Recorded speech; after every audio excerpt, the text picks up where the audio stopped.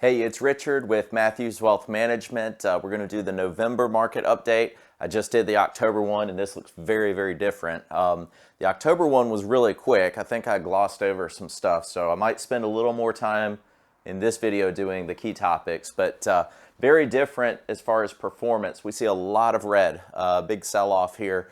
There's concern about more shutdowns. There's concern about what we're going to see as far as economic growth, and I think more importantly productivity. But anyway, we're seeing a lot of sell-offs in the growth side, actually here on the value and growth, which is interesting. The blend or the core for large cap has kind of been the only thing to stay stable in the last month or so. We see a very even sell-off internationally. A couple of bonds hanging in there. You got some intermediates, tips, and long terms. They've kind of continued what we did back in February when we went heavy on those two. We backed out of the long terms back in September. Kind of kicking myself, but market timing's not perfect. Again, I think this has a lot to do with how people see things moving forward with a new variant and COVID. So anyway, high yields, we continue to see the risk there. Finally saw a real estate drop. Whether that's substantial or not remains to be seen. I do know that foreclosures have escalated 68% year over year. Doesn't tell you too much just because of that eviction moratorium and foreclosure stuff that the CDC did last year. It wouldn't take much to have big increases, so I'm not putting too much into that stat. Oil took a big drop, right? And we saw oil had a major bump in October. Well, it kind of self-corrected back in November here. Gold continues its nothingness. It's not growing. When people talk about inflation, you have people that flock to, they'll look at something that'll be revenue-based. Equities make a lot of sense in inflationary. Commodities being used for production, but also kind of a reserve, if you will, for gold. It has industrial use, but a lot of people will flock to that for safety as an inflation hedge, and we're just not seeing that. So that's been kind of an interesting dynamic over the year. S&P was down for the month. When you take into account all the holdings in a moderate portfolio, just think 50-50. That's why we're throwing that up there. 50 stocks, 50 bonds, down 2% in a month. That was a big loss. Kind of like September was a big loss as well. So on the quarter, it's kind of a mirror. It kind of does the same thing. Nothing really stands out as big time different. Intermediate term bonds got a little bit more preferential treatment, I guess, in the month versus the preceding quarter. S&P somehow managed to be positive with all of that, and Dow Jones moderate, about the same thing. If we look at the year to date, huge double digits on everything except for small growth. So the small growth businesses that didn't make it, that's the only one that would not have had a payoff if you were just strictly equities. Emerging markets negative, while international is majorly positive. That's weird. You don't typically see that. There's a lot of currency reasons behind all of that. But tips have had a great year. Long-term bonds are the most negative, and that's kind of what you expect to see on those sell-offs. High yield was nice and steady, 3-4%. It was actually 7 on the 1 year, but yeah. So when you're looking at 3-4 and you're starting to see this drop off, that's what we were mentioning with Federal Reserve not buying all their quantitative easing bonds from the Treasury or from the secondary market. So real estate still majorly gained for the year, 26%. We were 70% last month, and for the year to date, and now you just see what a big sell-off will do to the total return there. Gold, we mentioned, for some reason is low. People just don't have demand for it, I suppose. S&P is still a major year, 23%, and it doesn't really feel like it, does it?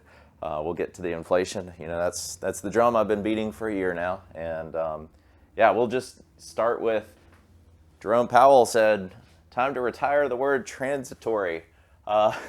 Told you. Yeah, it's not only here to stay, but the point was there's a huge amount of dollars flooding the economy, not just flooding balance sheets at banks, but they're actually flooding the economy, and so prices rise naturally as a result of that. It has nothing to do with supply demand like people want you to think. Transitory was, hey, we just threw these $5 trillion into the world, and prices are going to go up.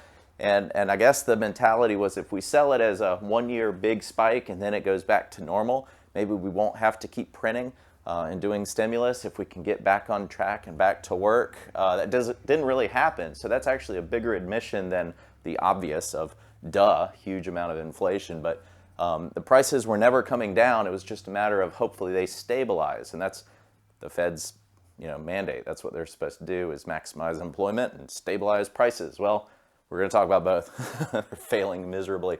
Thanksgiving price for your meal went up 8% this year.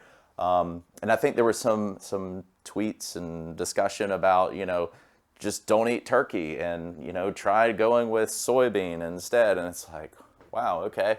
We're just going to change our way because we don't know how to manage money. The Dollar Tree is now $1.25 tree. That's 25% inflation, which is probably a little low, honestly. I have a couple of clients that work in these type of stores. One of them in particular, I'm sure you're watching, she's in charge of putting out the prices, and anything that's made of plastic or some sort of petroleum-based thing, just the prices daily are just skyrocketing. So maybe this will be nice to have a negative 20% month for November there to keep Dollar Tree or $1.25 tree or $1.25 General to stop increasing and having to change their names. But one thing I want to hit that it matters a lot to clients. I think I talk higher brow than I should in a lot of these, but the things that matter to clients, Social Security, right? We're getting a 5.9% raise next year, which is awesome. It's still probably low, honestly. If we're talking about buying power, that's not enough actually to keep for what you could have bought in January of this year. But that now puts us at a funding gap in Social Security of $59.8 trillion that we're going to be short on. And our trust fund, if you will, is going to go to zero in the year 2033. So that's getting kind of close, y'all. The gap, the $59.8 trillion, increased by $6.8 trillion in just this last year, which is 12.83% total debt, if you will, increase in just 1 year. When we run out of money in 2033, the automatic thing that will just, if we don't do anything about it, we'll just all take a 20% cut in our Social Security checks. Don't panic, but be aware that this is a serious thing, that the longer we kick the can down the road, the more likely that is. Maybe it'll only be 10% or 5%, but we sure won't be getting increases right at that time. So one of the most obvious ways that they'll look to pay and cover for this, to buy your vote and say, we're gonna fix it and make sure that you don't lose your entitlement. Payroll tax, 12.4% is what we're looking at now. I think it was one of the calculator groups that just, not Congressional Budget Office, but one of the side groups said, okay, if we did a 17% payroll tax, that would keep us afloat for another 25 years. Cool, right? But at 12.4% payroll tax, which we're all paying now, and if you're self-employed, you pay both ends of it, we're looking at, we already have 68% of U.S. taxpayers or workers who pay more in the payroll tax than they do federal income tax. And I talked about that in the October one. 61% of all Americans pay $0 in federal income tax. So obviously it makes sense that 68.7 have more in payroll tax than income tax, but we're going to talk about increasing that payroll tax even more, which will catch even more workers in there who pay more for future or Social Security to current retirees than they do on keeping the military and the roads and infrastructure and all that good stuff going. So we've got some mismanagement going on there. Now, there was some good news, and I love the Bloomberg quote that I got on my phone. I have that app, and they're very liberal spin on things, but it was a celebration of the fact that we had the lowest first-time unemployment benefit claims since 1969. Mission accomplished, right? Everything's great, right? Or maybe that statistic doesn't mean what you think it means. So when we look at that, 61.6% labor force participation is the problem, right? We have people who just aren't going to work. So it's not a first-time claim, it's a continuous claim, or they've just given up and they're out of the labor force. They're not even looking for a job at this point. So that is a huge mismanagement of labor supply, right? That's we're going to talk supply and demand. Labor is a actual thing that goes into production. So we should maximize our supply, and instead we're creating a lot of scarcity. So what that leaves is 10.4 million open jobs unfilled, and not sure why, but we're going to celebrate that we had the lowest new unemployment claims since 1969. I mean, I guess we're out of people that are leaving their job. It's just nobody's going into the next one. So might want to work on that. Gasoline, we are up 58.8% year over year.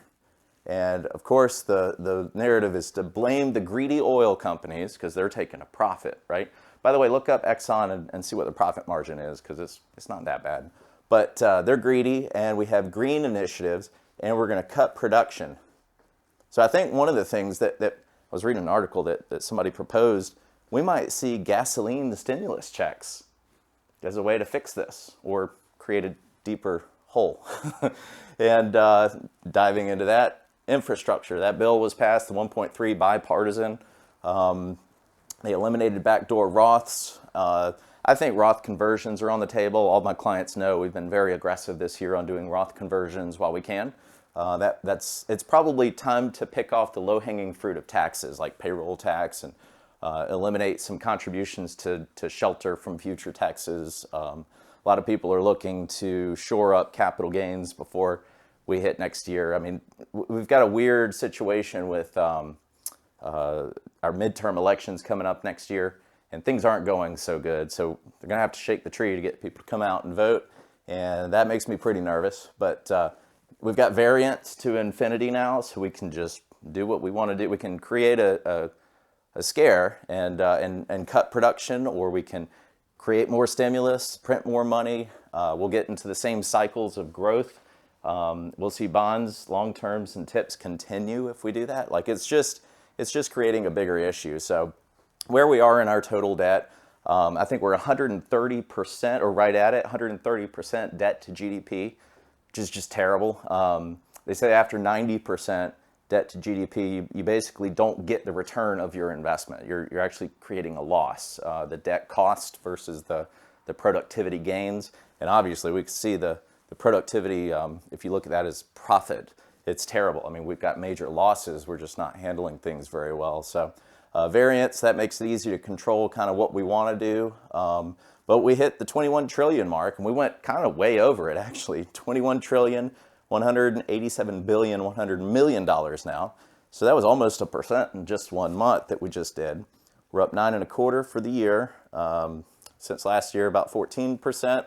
And pre-COVID, we've printed 37% more dollars. So that's your inflation. It'll catch up. This is the leading indicator, and what you see in gasoline and car prices, that is a trailing indicator. So very simple Econ 101 stuff. So yeah, it's been a crazy year. I'm going to do a video that kind of summarizes all the stuff we've seen because it's been that weird. I went back and started reading some of these things from all the videos we've done, but I'll do a year review thing.